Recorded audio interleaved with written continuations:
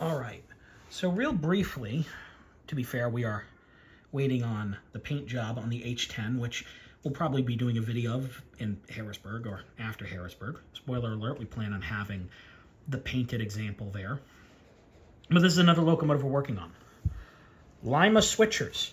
Now, to be fair, this grew out of the Lima road switcher that I was working on because there's so many commonalities from a design perspective between the hood and cab. For instance, the cab is basically the same size as the road switcher, but different window orientations.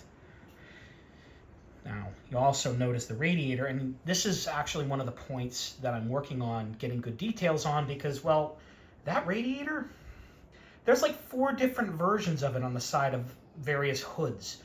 And then the cab, obviously you've got the 4 rounded windows that, the 2 middle ones open. There's like 3 different side window configurations. There's a 4-window configuration with just square windows, and then the 3-window configuration from the road switcher was used on what looks like some 800 horsepower units. And then, back of the cab. There are some that had, some of the demonstrators only had 2 windows, like what I mocked up here, but others had 4 with basically the same size windows mounted right beneath them. So it's sorting through all that. And then there's smaller details. 750 horsepower units, for instance. Apparently, these back doors right about there are apparently a little bit bigger.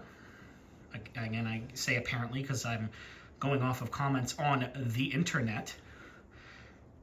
But the body, there's enough similarities here that realistically, if you had a window that drops in, a window unit that drops in there,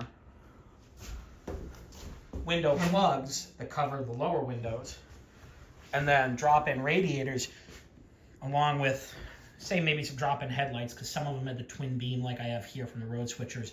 Others had just one large one. Realistically, you can model most of the Lima variations. Of course, there is also detail on here I'm quite happy with. The top of the hood is exceptional. And apologies for the wind noise. It is windy today, on top of being very cold. But a lot of the detail here is good. I do like it. And it does help that the trucks I did for the H10 can be reused here because it's the same type of switcher truck. So that'll be helpful.